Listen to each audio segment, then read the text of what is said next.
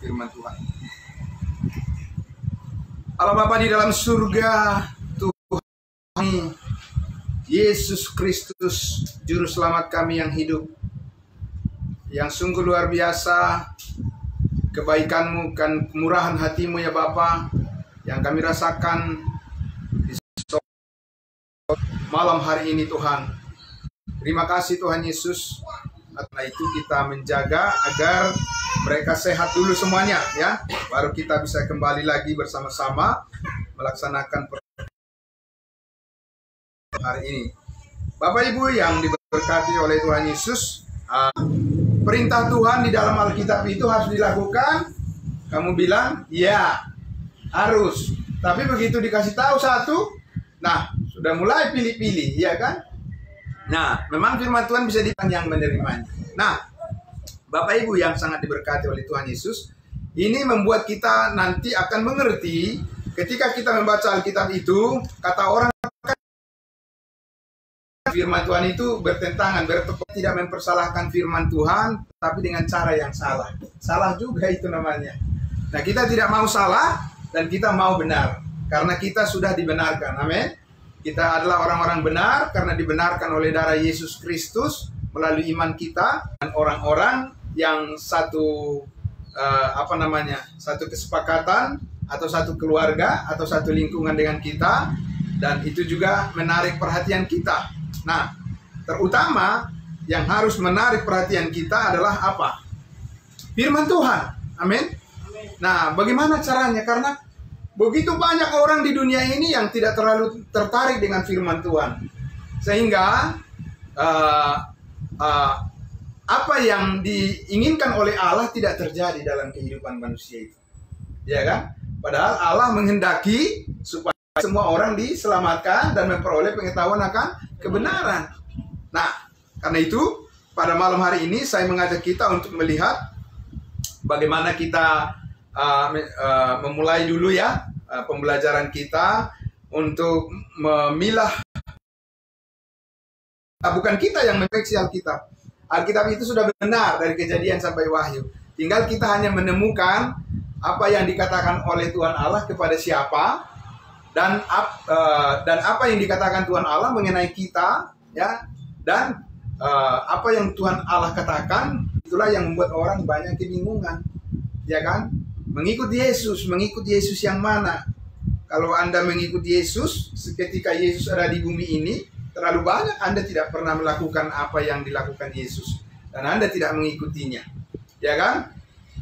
Sudah berapa kali saya sampaikan bahwa satu hal yang dilakukan oleh Yesus sebagai teladan ketaatan kepada Tuhan adalah dia disunat pada hari yang ke-8, ya kan? Tapi ada nggak orang yang mengikutinya, yang mengaku pengikut Yesus sekarang ini, mengikuti teladan Yesus seperti itu? Tidak ada, ya kan? Nah, berarti ada hal di sini yang harus kita pelajari, ya, supaya kekristenan kita tidak menjadi pura-pura, ya kan? Kenapa pura-pura? Ya, pura-pura kita pengikut Yesus, tapi sebenarnya kita nggak ngerti mengikuti Yesus itu seperti apa, ya kan? Nah, kita mau agar roh dan jiwa kita benar-benar menyatu dengan firman Tuhan, dan kita pun dipenuhi damai sejahtera yang murni dari Tuhan. Amin. Ya, bukan yang semu, bukan damai yang semu. Nah, saya mengajak kita untuk melihat di dalam 2 Timotius pasal 2 ayatnya yang ke-15. Ya, 2 Timotius pasal 2 ayatnya yang ke-15. Tapi saya akan membacakan nanti di dalam Alkitab terjemahan yang berbahasa Inggris, supaya di dalam King James Version, versi King James, supaya lebih jelas kita pahami maksud firman Tuhan ini. 2 Timotius 2 ayatnya yang ke-15, ya. Nah, ini kita akan, ya, 2 Timotius 2 ayatnya yang ke-15. Kalau di dalam bahasa Indonesia apa?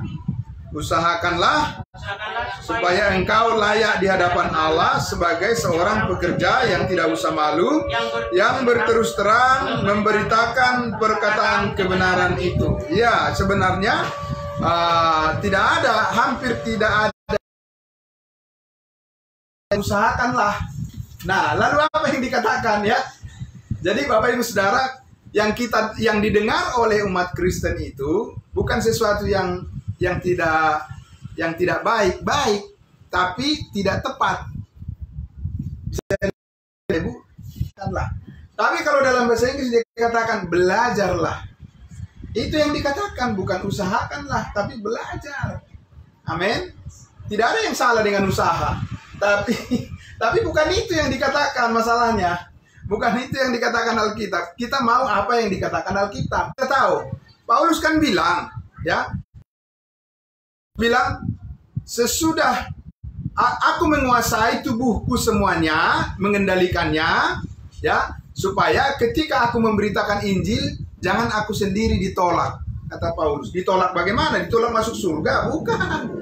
Dia tidak akan pernah ditolak masuk surga, karena masuk surga itu sebagai Tuhan yang salah satu pekerjaan yang Tuhan percayakan kepada kita.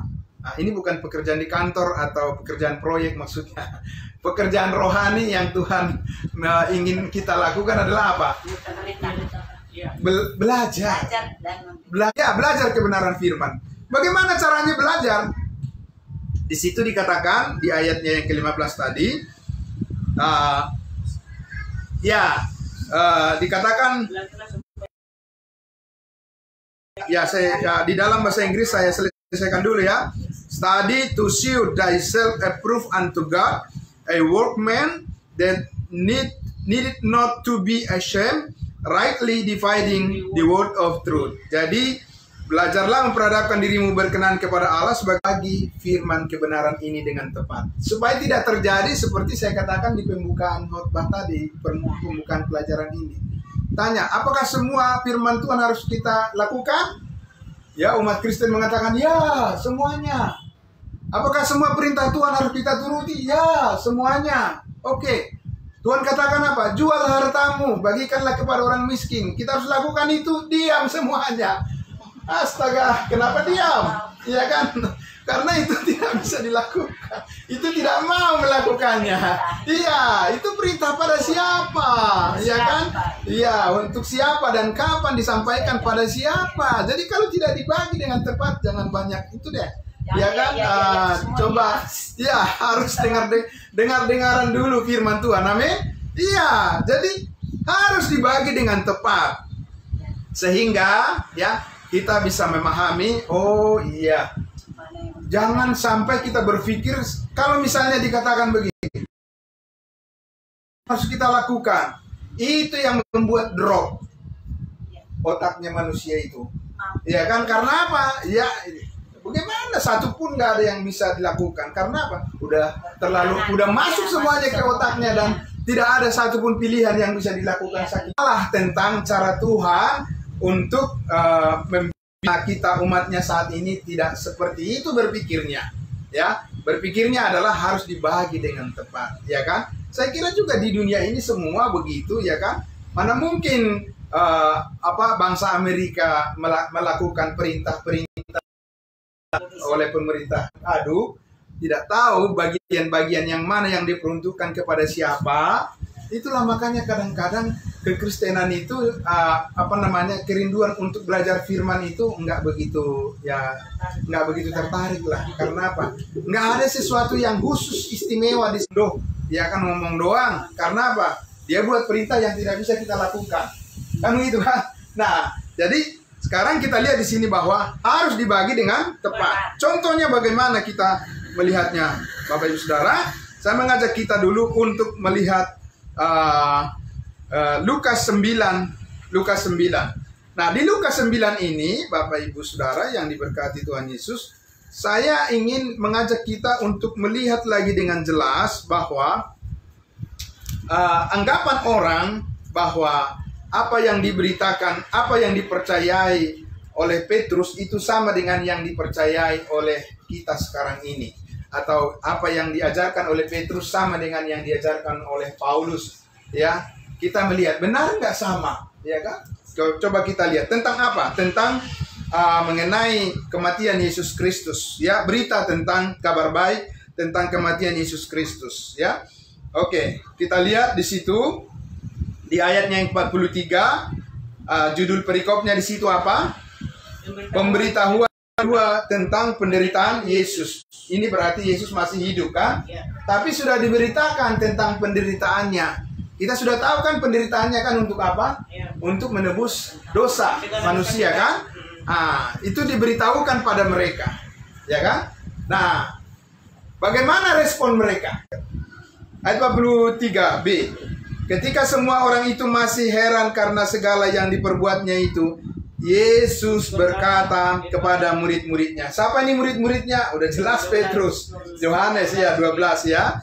Yang 12 itu. Nah, kemudian Yesus berkata pada mereka, 44. Dengarlah dan camkanlah segala perkataanku ini. Suruh dengar dan camkan ya, benar-benar harus taruh dalam hati. Anak manusia, maksudnya Yesus sendiri, akan diserahkan ke dalam tangan manusia. Ya, ayat 45. Mereka tidak mengerti perkataan itu, sebab artinya apa? Tersembunyi bagi mereka. Coba lihat tuh ya. Sehingga mereka tidak dapat memahaminya. Dan mereka tidak berani menanyakan arti perkataan itu kepadanya. Mereka tidak memahami, kita tahu kematian Yesus Kristus adalah untuk mengampuni dosa manusia kan? Tapi murid-muridnya pada saat itu tidak mengerti, nggak berani nanya. Nah kita bertanya, kok bisa mereka diselamatkan? Kalau sekarang ini bisa nggak orang diselamatkan tapi nggak tahu menau dengan kematian Yesus Kristus? Mana bisa? Ya kan? Apakah ada iman orang saat ini diterima oleh Tuhan tanpa melalui darah Yesus? Ada nggak? Apa mereka bisa diselamatkan? Ya, karena Tuhan Yesus tidak secara spesifik meminta mereka untuk percaya pada kematiannya sebagai jalan keselamatan. Kan simpel saja. Ya. Lalu sekarang orang hanya mengatakan terima Yesus, undang Yesus masuk hati. Ya kan?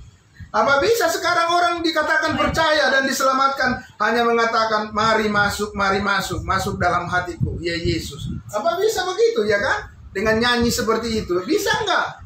Tanpa mempercayai penebusan segala dosa, ya kan? Di mana Kristus menyatakan bahwa sudah selesai. Ya, apa ada orang sekarang bisa diselamatkan begitu? Tidak bisa diselamatkan. Kenapa? Karena itu perintah Tuhan sekarang ini. Amin, Bapak Ibu Saudara. Iya. Jadi simpel saja. Di mana itu dikatakan bahwa itu perintah Tuhan kepada kita. Paulus sudah mengatakan 1 Korintus 15 yang sah kitab suci. Amin. Itu perintah sekarang ini untuk orang bisa diselamatkan masuk surga bukan dengan usahamu, bukan dengan kebaikanmu, bukan dengan perjuanganmu, bukan sesuatu prestasi yang kau lakukan, tidak. Paulus mengatakan di Efesus 2:8-9, sebab karena kasih karunia kamu diselamatkan melalui iman, itu bukan hasil usahamu, tapi pemberian Allah. Ya kan? Loh, kenapa harus begitu sekarang? Ya karena itu yang Tuhan perintahkan untuk diimani. Amin. Kenapa susah? Kenapa harus ribet berpikirnya? Ya kan? Nah, tapi harus dibagi dengan tepat. Amin.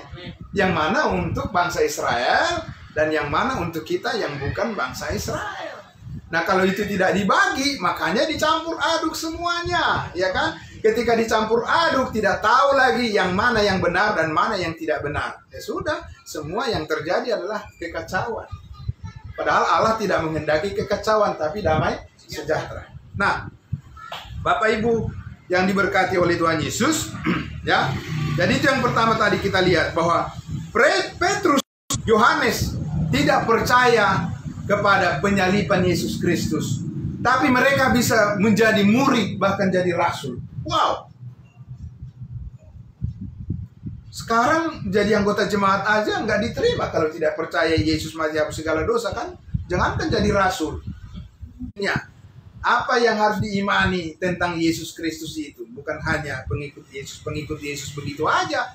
Ya kan? Lalu apa yang harus secara khusus menandakan? Amin. Kan semua harus ada tanda kan? Apa yang menandakan bahwa kita ini benar-benar percaya pada Yesus? Perbuatan segala macam tidak bisa. Kenapa? Itu bagian luar. Bisa-bisa orang lain juga lebih baik dari kita-kita ini. Kalau diukur dari hanya segi bagian luar, kah? Benar nggak? Tapi bukan itu yang Tuhan mau. Orang saat ini mengenal Kristus melalui iman, bukan melalui perbuatan. Perbuatan itu ngikut aja. Amin? Iya, perbuatan itu pasti ngikut. Kalau sudah mengerti tentang iman, kepercayaan pada Yesus. Bukan di depan perbuatannya yang ditonjolkan. Nah itu, Paulus sudah bilang, dulu aku hebat dalam soal-soal perbuatan baik. Nggak ada yang menandingi. Saking dia saleh hidupnya, makanya dia merasa bahwa, ya siapa itu Yesus? Ya kan?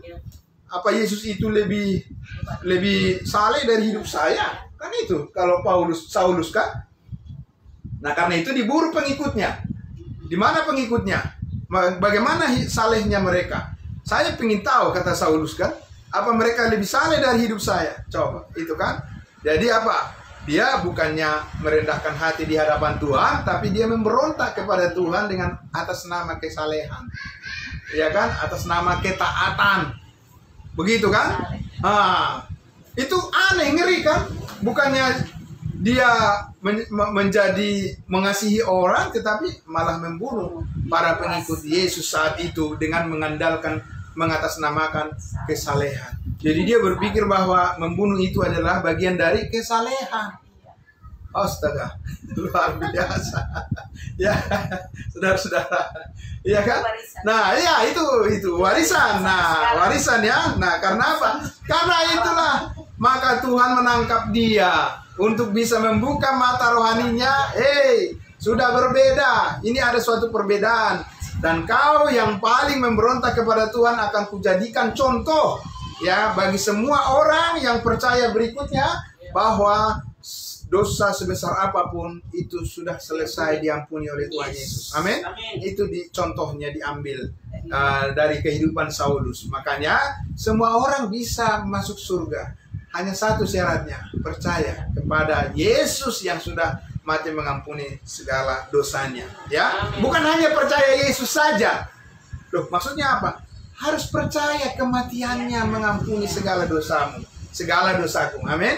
Tanpa itu bukan percaya namanya, bukan percaya benaran. Percaya pun seperti itu, tapi tetap sia-sia. Ya kan? Ada nggak orang percaya sia-sia? Banyak. Percaya Yesus tapi sia-sia. Kenapa? Ya karena dia tidak mempercayai penebusan segala dosanya. Ya kan? Dari mana kita tahu? Ya dengar aja mereka berdoa. Ya kan? Nah, maka kita harus melihat bagaimana membagi firman kebenaran itu dengan tepat, dan sehingga kita bisa melihat, oh iya, berarti menarik nih. Ini ditujukan pada saya ini. Ya kan? Pasti bagian saya dari sini. Ya kan? Begitu kan? Nah, bagian bagaimana maksudnya? Kita lihat dulu ya. Kisah Para Rasul 2 ayat 38. Nah, kita lihat ya. Kisah Para Rasul 2 ayatnya yang ke-38. Kalau kita Rasul 2 itu masih berbicara kepada berkaitan dengan orang-orang Israel. Ya, belum bangsa lain, masih orang Israel, yaitu di hari Pentakosta. Sesudah Yesus naik ke surga. Nah, sekarang kita lihat kisah 2. Jawab Petrus kepada mereka, bertobatlah dan hendaklah kamu masing-masing memberi dirimu dibaptis dalam nama Yesus Kristus untuk apa? Untuk pengampunan dosamu. Belum. Kalau kamu tidak melakukan itu, belum. Ya, maka kamu akan menerima apa? Karunia Roh Kudus. Bisa kita lihat di sini, ya. Apakah ini pemberitaan yang harus kita sampaikan sekarang supaya orang diselamatkan? Saudara-saudara, ya.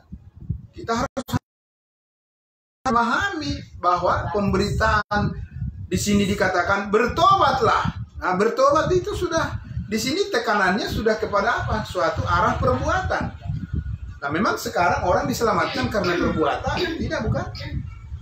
Ya kan? Yang kedua, dengan bertobat dikatakan, ya kan? Apakah karena kita bertobat makanya kita diampuni? Ataukah karena Kristus mati di atas kayu salib dan kita percaya maka kita diampuni? Ini harus jelas. Pemberitaan kalau tidak diperjelas, saudara-saudara, ya, maka semua orang akan berpikir bahwa semua orang mengaku percaya pada Yesus semuanya sudah diselamatkan. Belum tentu. Ya kan?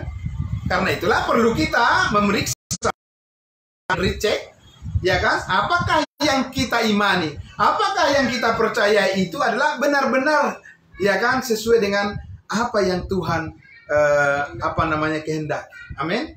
Kalau tidak, lah beriman itu kan cuma sekali lewat dari dunia ini kan, nanti tidak bisa beriman lagi kalau sudah saudara. Jadi Petrus mengatakan apa? Bertobatlah, berilah dirimu dibaptis supaya kamu memperoleh pengampunan. Supaya, berarti belum kan? Paham saudara-saudara? Jadi kalau konsepnya adalah supaya diampuni pemberitaan sekarang ini, saudara-saudara, dari mimbar hamba-hamba Tuhan oleh pemberita-pemberita firman, dan kita memperjelas dari apa yang sudah dinyatakan, bahwa pertobatan itu supaya mendapat pengampunan dosa bukan ditujukan kepada kita saat ini sebagai tubuh Kristus, amin. Tapi kayu salib, ya. Tapi apa? Mempercayai Yesus Mesias saja, anak manusia yang dijanjikan kepada Abraham, Ishak dan Yakub sesuai dengan perjanjian. Itu yang diminta. Percaya pada Nabi yang akan datang, pada Yesus Mesias, anak Daud, Raja, ya, yang bertahta di atas tahta suku bangsa Israel. Itu yang mereka diminta untuk percaya. Mereka diselamatkan nggak? Diselamatkan. Walaupun mereka tidak percaya Yesus mati mengampuni segala dosa mereka. Iya. Kenapa bisa? Karena memang bukan itu yang disampaikan kepada mereka. Ya kan? Boleh saja pendekatan. Ya kan? Tetapi intinya adalah kalau hanya kita beritahu bahwa Yesus itu baik, ya kan, dia sangat kasihan sama orang, bisa membuat mukjizat, menyembuhkan orang, apalagi membangkitkan orang mati, selesai, nggak ada yang tidak sampai pada penebusan akan dosa. Kali apa? Kasih karunia-Nya. Dan panggilannya. Sebab Allah tidak menyesali. Di sini kata menyesali susah kan? Susah. Makanya orang-orang bilang, iya, untuk apa sih belajar firman? Kita ini kan udah tahu banyak firman, cuma melakukannya susah. Alasan luar biasa, ya kan? Kan kalau diajak, ayo ya mendengar Injil kasih karunia Allah, kita percaya, kemudian dimeteraikan dengan Roh Kudus, kita ada di dalam Dia. Makanya kita sekarang sebut kita orang kudusnya Tuhan, ya kan? Kan begitu. Kalau saya orang Batak, anak saya juga pasti orang Batak kan? Lah, masa anak saya jadi orang Timur? Ya kan, orang Batak lah, ya kan? Jadi ini sama. Yesus itu Maha Kudus. Masa anaknya orang berdosa? Coba mikir dulu sedikit, ya kan? Benar nggak saudara-saudara? Bukanlah saya. Ya, semua saudara-saudara saya yang live streaming dari rumah boleh memikirkan apa yang disampaikan firman Tuhan ini. Dicek dari Alkitabnya, ya kan? Jadi kalau Yesus itu Maha Kudus, anak-anaknya tidak mungkin orang berdosa. Itu keluarnya dari mana? Caranya bagaimana? Iya kan? Saudara-saudara. Iya kan? Ya pastilah anak-anaknya. Makanya kita dikuduskan. Amin. Haleluya, puji Tuhan. Daripada kita berdosa terus, dan upah dosa adalah apa? Maut. Kenapa sih susah untuk berterima kasih jadi orang kudus? Ngotot gitu. Nah, saya orang berdosa dan saya belum tentu masuk surga.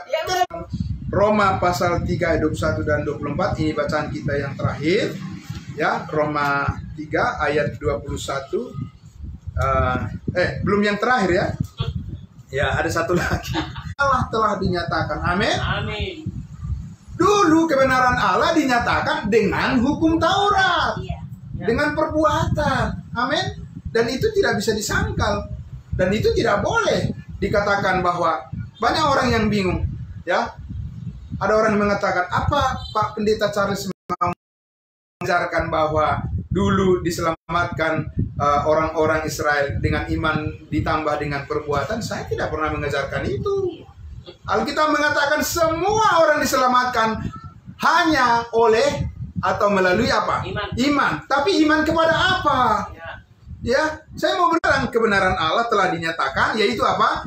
kebenaran hukum Taurat apa? Yaitu tetapi sekarang tanpa hukum Taurat kebenaran. Ayat 22. Yaitu kebenaran Allah karena iman dalam Yesus Kristus bagi semua orang yang percaya, sebab tidak ada perbedaan. Tahu Bapak Ibu Saudara, kalau diberlakukan hukum Taurat selalu ada perbedaan. Ya. Karena apa? Karena kita tahu, kan dia bilang, ya benar Tuhan. Tapi Adam itu juga makan remah-remah yang jatuh dari meja tuannya. Dia terima kan, ngerti posisinya dia. Iya, makanya dia akhirnya diselamatkan.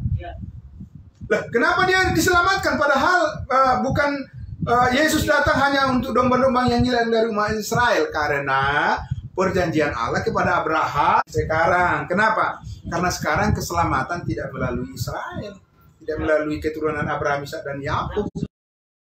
Kita langsung dari kasih karunia Allah, firman Allah, ketika kita percaya kepada Injil kasih karunia Allah, dimeteraikan dengan Roh Kudus yang dijanjikannya itu. Amin. Amin. Iya, beda sekali itu ya.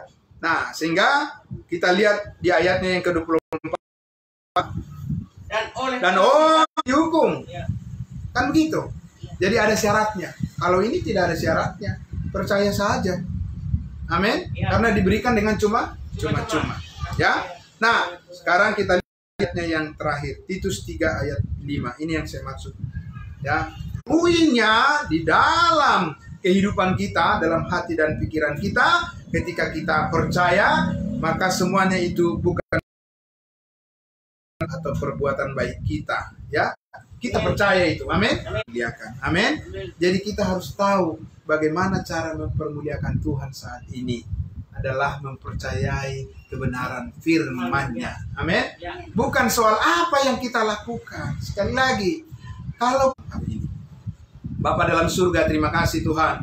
Meskipun kami masih ingin lebih banyak lagi untuk belajar dari kebenaran firman Tuhan yang dibagi dengan tepat, tapi kami bersyukur ya Bapa, kami harus mengakhiri pemberitaan firman Tuhan di malam hari ini, supaya beristirahat dan kembali kami besok hari melanjutkan tugas dan pekerjaan yang Tuhan percayakan. Sampai kami bertemu lagi di acara selanjutnya, di mana kami akan belajar dengan berlayar Tuhan sebagai